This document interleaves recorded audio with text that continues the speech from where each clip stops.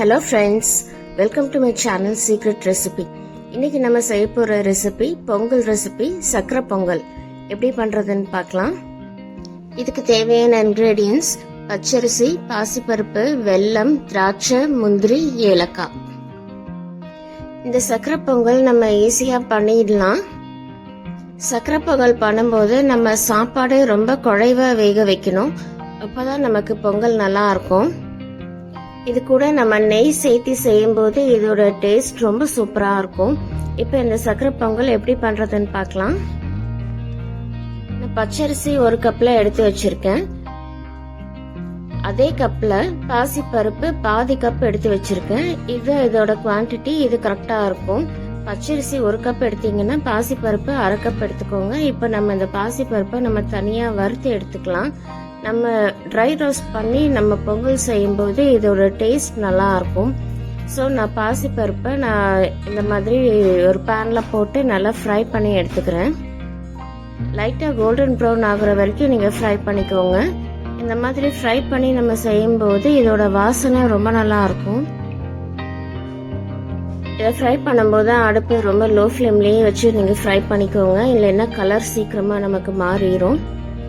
இது கொஞ்சம் லைட்டாக கோல்டன் ப்ரௌன் ஆகுற வரைக்கும் நம்ம ஃப்ரை பண்ணி எடுத்துக்கலாம். நமக்கு இது பண்ணும்போதே தெரியும், நம்ம கோல்டன் ப்ரௌன் ஆகும்போது நமக்கு வாசனை ரொம்ப நல்லா இருக்கும். ஸோ இது ஒரு 2 நிமிஷம் நம்ம ஃப்ரை பண்ணால் போதும். இப்போ நமக்கு இது ரெடி ஆயிடுச்சு.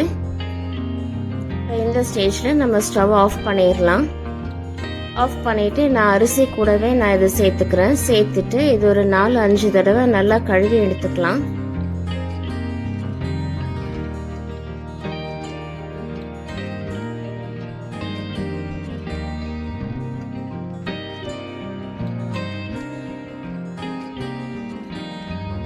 இப்போ நான் அதை நல்லா கழுவி எடுத்துட்டு வந்துட்டேன். இப்போ நம்ம இதை குக்கரில் சேர்த்துக்கலாம். குக்கரில் சேர்த்துட்டு நம்ம தண்ணி சேர்க்கும் போது கொஞ்சம் அதிகமாக தான் நம்ம சேர்த்தணும்.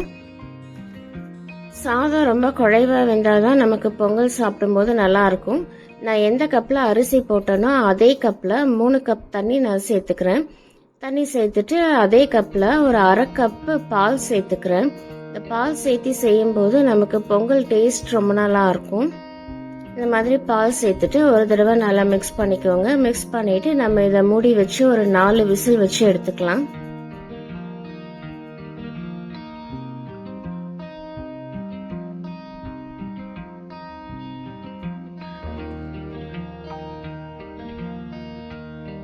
இப்போ இதை மூடி வச்சு ஒரு 4 விசில் வச்சு நம்ம எடுத்துக்கலாம்.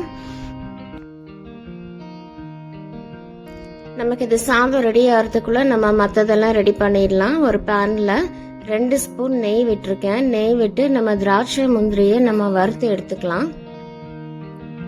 நெய் கொஞ்சம் கரைஞ்ச உடனே நம்ம முந்திரி போட்டுக்கலாம்.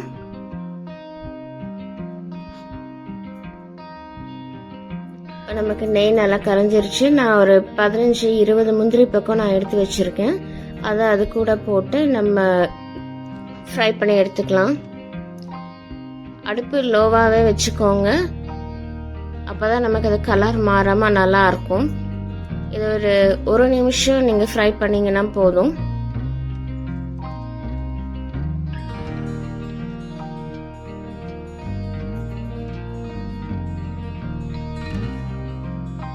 இப்போ இது ரெடி ஆயிடுச்சு. இப்போ இதை வந்து நம்ம தனியாக ஒரு கப்பில் நம்ம எடுத்து வச்சுக்கலாம். இந்த மாதிரி நீங்கள் இதை தனியாக ஒரு கப்பில் நீங்கள் எடுத்து வச்சுக்கோங்க.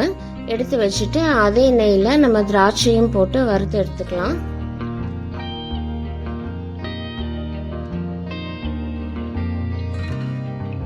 இது கூட நான் திராட்சை சேர்த்துக்கிறேன். இந்த திராட்சை முந்திரி உங்கள் டேஸ்ட்டுக்கு ஏற்ற மாதிரி நீங்கள் சேர்த்துக்கோங்க. உங்களுக்கு அதிகமாக சேர்த்தணும்னு நீங்கள் விருப்பப்பட்டீங்கன்னா நீங்கள் இன்னும் கொஞ்சம் கூட போட்டுக்கலாம். நம்ம லோ ஃப்ளேம்ல வச்சு செய்யும்போது எல்லாமே ஒரே மாதிரி இருக்கும்.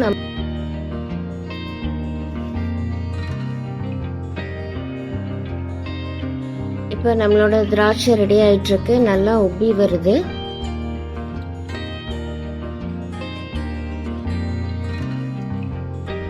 இது ரெடியானவுன்னா நம்ம அதே கப்ல நம்ம இதையும் நம்ம எடுத்து வச்சுக்கலாம். இப்போ நமக்கு இந்த திராட்சை ரெடி ஆயிடுச்சு. இப்போ இந்த ஸ்டேஜில் நம்ம ஸ்டவ் ஆஃப் பண்ணிடலாம். ஆஃப் பண்ணிவிட்டு இதை நம்ம தனியாக எடுத்து வச்சுக்கலாம்.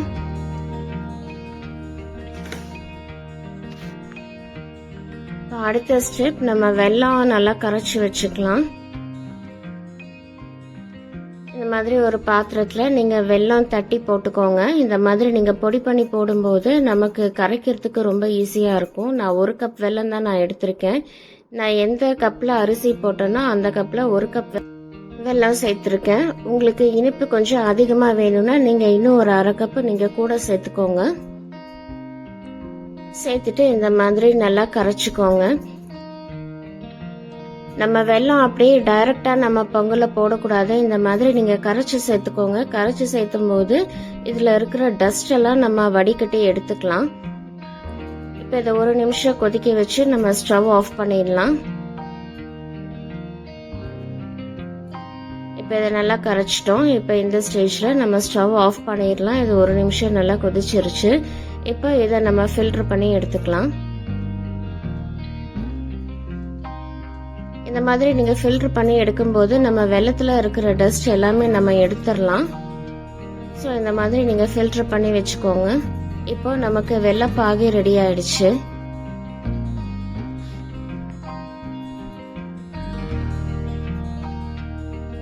இப்போ நான் குக்கரில் வச்சுருந்த சாதம் 4 விசில் வச்சு எடுத்து வச்சுருக்கேன். இப்போ கேஸ் ரிலீஸ் ஆயிடுச்சு. இப்போ நம்ம இதை ஓப்பன் பண்ணி பார்க்கலாம். அரிசியும் பருப்பும் நல்லா வெந்திருக்கு. இந்த மாதிரி நீங்கள் நல்லா குழைவாக வேக வச்சுக்கோங்க. இப்போ இந்த சூடாக இருக்கும்போதே நம்ம கரண்டி வச்சு இந்த மாதிரி நம்ம மசிச்சு விட்டுக்கலாம். மசிச்சு விடும்போது சாதம் நல்லா குழைவாக வரும். நமக்கு பொங்கல் நல்லா குழைவாக இருந்தால் தான் நமக்கு நல்லா இருக்கும் சாப்பிடும்போது. ஸோ சூடாக இருக்கும்போது இந்த மாதிரி நீங்கள் கரண்டி வச்சு நல்லா மசிச்சு விட்டுக்கோங்க.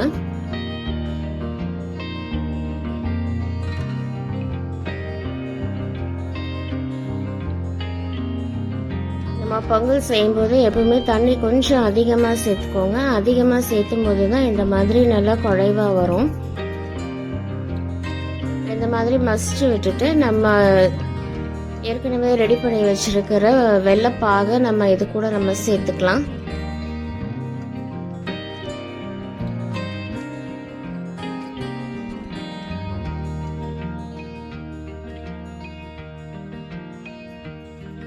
இப்போ இந்த ஸ்டேஜில் நம்ம வெள்ளப்பாகு சேர்த்துக்கலாம். சேர்த்துட்டு அதையும் நல்லா மிக்ஸ் பண்ணி விட்டுக்கோங்க.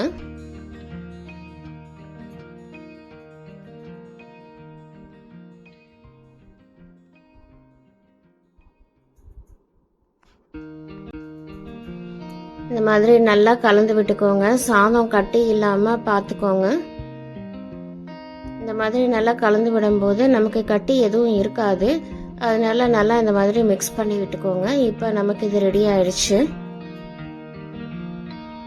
இப்போ இது கூட நான் ஏற்கனவே வறுத்து வச்சிருக்கிற திராட்சை முந்திரி நான் இது கூட நான் சேர்த்துக்கிறேன்.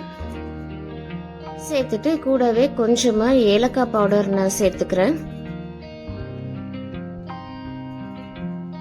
ஏலக்காய் பவுடர் சேர்த்தும் போது நமக்கு பொங்கல் நல்லா வாசனையா இருக்கும். ஸோ நீங்கள் ஏலக்காய் பவுடர் இந்த மாதிரி நீங்கள் சேர்த்துக்கோங்க. சேர்த்துட்டு அதையும் நல்லா மிக்ஸ் பண்ணி விட்டுக்கோங்க.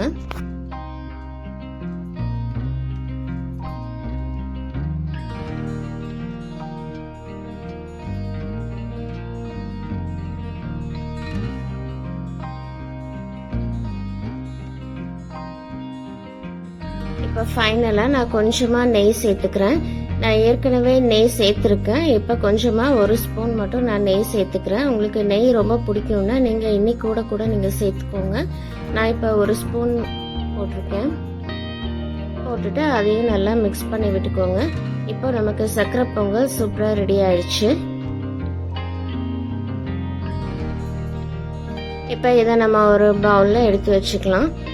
ஸோ ஃப்ரெண்ட்ஸ், இந்த சக்கரை பொங்கல் நீங்கள் எல்லாருமே ட்ரை பண்ணி பாருங்கள். இது ரொம்ப ஈஸியான ரெசிபி தான். நம்ம சக்கரை பொங்கல் செய்யும்போது சாதம் ரொம்ப குழைவாக வேக வச்சு செஞ்சோன்னா நமக்கு டேஸ்ட் ரொம்ப நல்லா வரும். ஸோ ஃப்ரெண்ட்ஸ், இந்த ரெசிபி எல்லாருமே ட்ரை பண்ணி பாருங்கள். இந்த ரெசிபி உங்களுக்கு பிடிச்சிருந்தா இந்த சேனலுக்கு லைக் பண்ணுங்கள், ஷேர் பண்ணுங்கள், சப்ஸ்கிரைப் பண்ணுங்கள். கூட பெல் ஐக்கானை கிளிக் பண்ணுங்கள். ஸோ தட் என்னோட நோட்டிஃபிகேஷன்ஸ் எல்லாமே உங்களுக்கு வந்துடும். Thank you. Take care. Bye bye.